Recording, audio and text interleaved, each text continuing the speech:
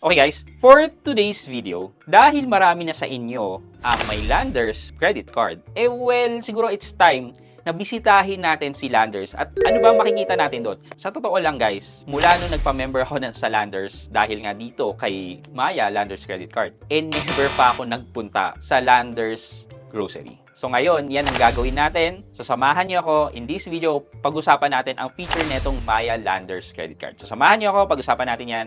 Sit back and let's discuss coming right up.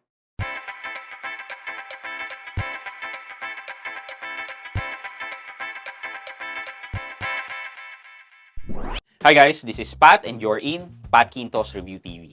So if you're new to my channel, I do reviews about personal finance na meron akong experience or meron na akong knowledge na ginawa ko na ng videos and playlists na makita niyo dito sa taas. At kung bago kayo dito sa channel ko, you may want to consider subscribing to my channel. Yeah guys, okay. So, before tayong umalis ng bahay at lumabas, sabi ko nga, hindi pa ako nakakapunta ng Landers. Kasi sa tingin ko, pang mayaman yung Landers hindi naman po kami mayaman, normal na tao lang po kami. Nag-grocery po kami, pero sa Robinson Supermarket kasi nandun yung lahat ng kailangan namin at saka mas mura. Actually, mas mura sila sa SM. Though, hindi po ako nag-grocery sa Pure Gold, so hindi ko alam kung sino mas mura sa kanila. But I know for a fact na mas mura si Robinson Supermarket kay SM. Pero ngayon, subukan natin mag-grocery sa Landers Supermarket. So, pinakamalapit is sa UP Town Center sa may Katipunan, sa tabi ng Miriam. Yan. Punta tayo doon at kukunin ko rin yung Landers na membership card ko. Tapos, mag-grocery tayo doon. Tapos, pagbalik natin, i-discuss natin yung experience and ano ba ang mahihita natin sa pagkakaroon ng Maya Landers credit card. So, samahan niyo ako, mag-grocery na tayo. So, katatapos lang namin mag-gym, subukan na namin mag-grocery sa Landers. Punta lang tayo sa kotse.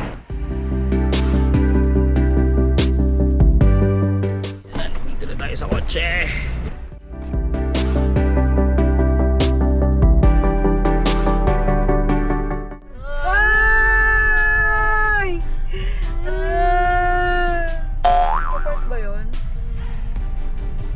Hindi siya nag-park.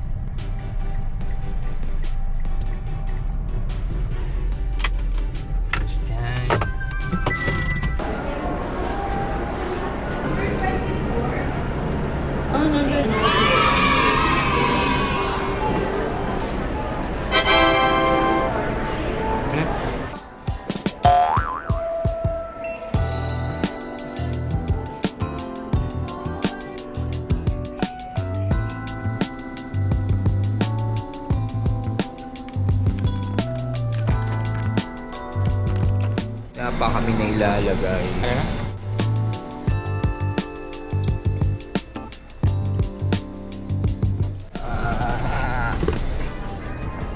Juice.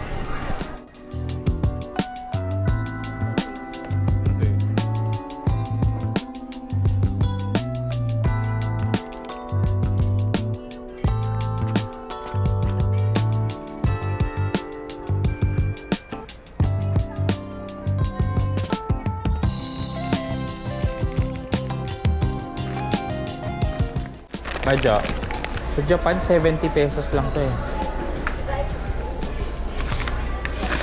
Ganyan na ganyan no? Oo. Yan na yan. 250. Parang Japan yan na to di ba?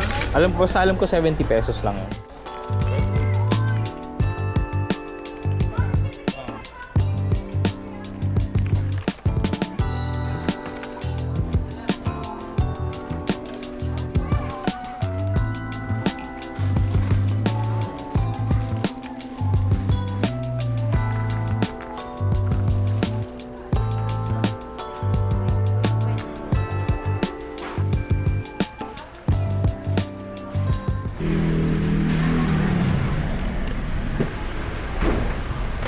Sa dulo.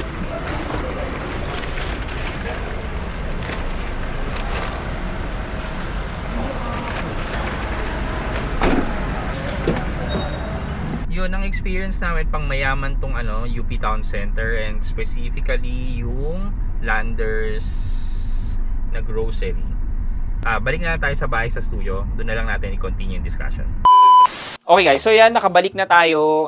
Nakita nyo naman na pang mayayaman talaga ang binibenta sa Landers. Merong mga local items like yun, yung hotdog, tender juicy, tapos yung Nestle na gatas. So yun yung mga usual din namin na nabibili sa Robinson Supermarket. Pero kadalasan, ang makikitang mga items doon ay mga imported, which is somehow, kung titingnan mo, parang tipid naman talaga. Lalo na kunyari, bibili ka ng 2, 3 piraso, tapos makikita mo doon na ito yung regular price niya, na may kaltas. Siguro yung soft drinks, 7-Up ba yun? Or the Pepsi product. One example is, pag bumili ka daw ng 3 piraso, yung pangatlong piraso is half the price. Which is, kung sa Robinson ka nga bibili ng ganong item na yun, parang wala namang ganong promo. So, somehow, yung mga ganong promo nila, nakakatipid. And dun sa resibo, parang sabi nakatipid daw ako ng around 900 pesos. So, binayaran ko total ay 5,000 something. Kung wala yung discount nila, ay kulang ko lang 6,000. Pero, for 5,000 pesos, ang konti na nabili namin, walang mga items na kailangan talaga. Yung toiletries, wala.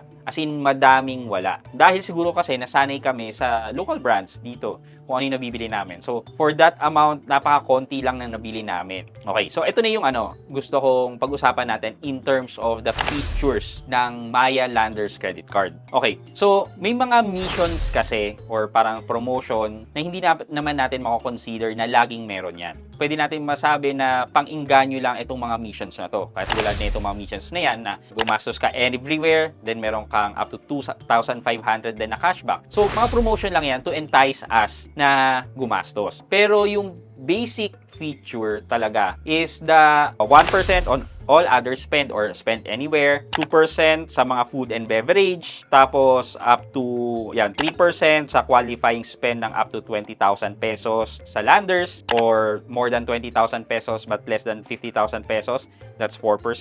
Or kung ang gastos mo naman sa Landers ay up to 50,000 pesos, that's 5%. So, for me guys itong percentage na to medyo hindi siya kagandahan. Kung tutuusin, itong 5% is specific lang sa Landers, which is if you're comparing this with other credit card, meron na rin cashback Yung HSBC Gold ko may cashback na 1%.